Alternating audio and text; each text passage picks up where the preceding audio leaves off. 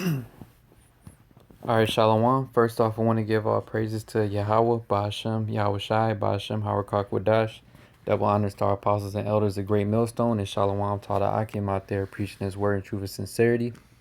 So I just wanted to do a quick video on this article I was just reading about the TSA lines, and pretty much this is like another step towards the mark of the beast, which is the chip.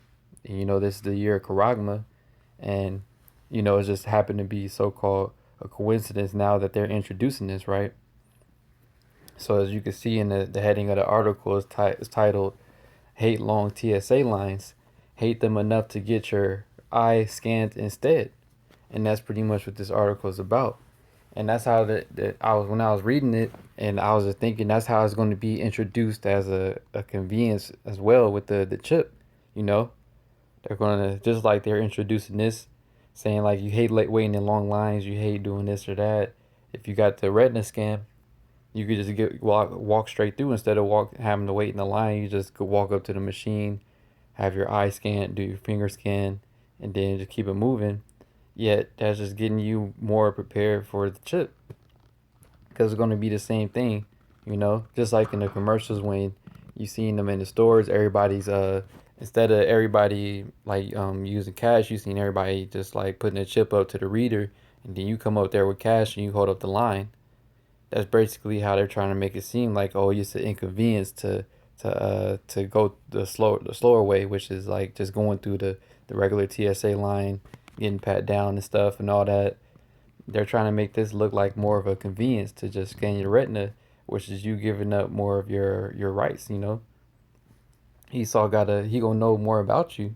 You know, you gotta put in your information and everything when you first sign up for the retina scan. Yet, the way that they're presenting it is just so it's more of a convenience for you, and at the same time, so instead of you wanting to wait in line, you'll be more willing to do it just because you don't want to wait in the line, and that's how Esau set it up. You know, because he could easily have it where it's not all backed up and stuff in the lines. Yet all this is strategically planned, man, because it's going to lead into you doing that at first. Then they're going to present the chip as well.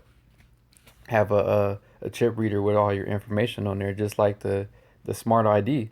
Supposed to have they haven't implemented it yet, but they're going to very soon, and it's going to have the RFID chip in a real ID with all your information on that chip and stuff.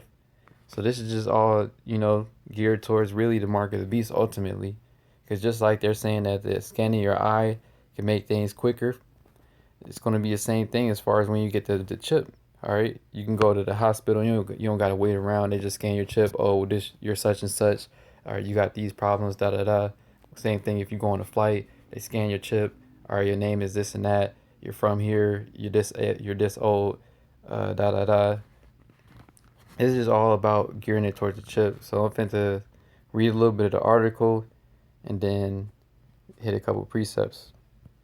So the article says the Transportation Security Administration has few die-hard fans, if any, at all among readers of this column. Our federal airport security monopoly is slow, inefficient, and often handsy. You might think you would jump at any chance to cut down on your interfacing with TSA service, but is it worth forking over an iris scan? Customers of a private security service called Clear can just breeze through their red roped entrance. Calling it a line would be a misnomer, because there usually isn't any to an independent identification kiosk. After the normal TSA managed X-ray of their person and effects, they are through security in a fraction of the time. This convenience seems very appealing. Who wouldn't want to minimize the indignity of shuffling through an absurd scene as a bit player in our dumb security theater? I certainly did when presented with the opportunity to avoid god awful mass funneling into what passed as the ID queue at the Orlando International Airport in the summer of 2016. We had just gotten married, and my husband and I were eager to start our lunar de miel in Chile. But waiting an hour to be felt up by a TSA agent was not exactly the kind of romance we had in mind. As we strategized over the awfulness before us, the friendly, clear representative nearby sensed our frustration and beckoned us to her empty kiosk. She explained that if we signed up for their service, we could skip the line along with the security lines at any participating domestic airport, and later a few stadiums too. Clear acts as a designated verifier just give them your basic identification information and they will prove that you are you without the need to present your driver's license to a harried and distracted TSA agent. There was an annual fee. It's around 179 right now, but also a free trial period after which we could just cancel the membership and move on with our lives. It all sounded great to us. It wasn't until we were about 10 pages into the sign up process that the kiosk asked me for my iris scan. Excuse me? Just look into the camera for the scan, it will only take a second. The clear agent smiled at me as if asking for an eye scan was as neutral as asking for my email address, which I am also loath to give out. It wasn't, but I didn't want to be rude. My inclination toward social agreeableness temporarily overcame my paranoia over digital security, so I gritted my teeth and looked straight ahead at the flashing light. And that's exactly how it's going to be for people when they're presented with the chip. They're going to hesitate at first, but then they're gonna want to do it just because for the sake of convenience, making your life more convenient, less of a hassle for doing things. All right, and the brother in our camp was just telling me the other day when we was on our way to camp that how RT they had that little news clip about the chip, and then I had watched it when I got back home, and it was saying in that clip how right now it's not being mandated to have it, yet they know that it's going to happen in the future, because if it comes to a point to where everybody else is doing it and you're the only one that's not doing it, you're going to be the outsider, so to speak. So then that you're more inclined to do it just because now it's more socially acceptable, so to speak. Right? You ain't got to wait in lines. Everything's more convenient. You don't have to carry your keys, your ID, your wallet. All right. These are all things that these red Hebrew Edomites tell you you can get your identification or information stole from having your wallet stolen. You can get your bank account and stuff messed with, your bank card, this and that. So they're going to make it all convenient when they presenting it. Just like the kiosk thing with the iris scan, as you're hearing in this little story right here. All right, the little TSA agent brushed them, got him over there and said like instead of waiting in that long line, you could just come over here, do this, and it'll cut all the time down for you.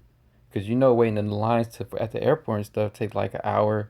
It depends. It could take more than an hour depending how long the line is and stuff. So it's all about convenience. That's how they're presenting it. Just like that. That's how they're presenting the chip. It's all about making your life more convenient, more quick. Because everything's fast paced in this society. They're on that their instant gratification type of hype, just like Esau.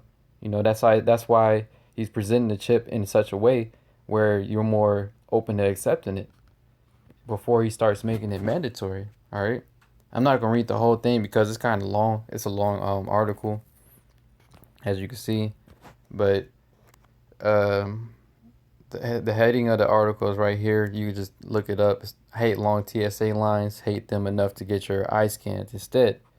And pretty much that was a little story going into how that couple had did it, and then they regretted it at the same time because now you giving up your information. Your iris scan and all that is in the system. All right. And the precept I wanted to hit is Proverbs 14 and 15. The simple believeth every word, but the prudent man looketh well to his going.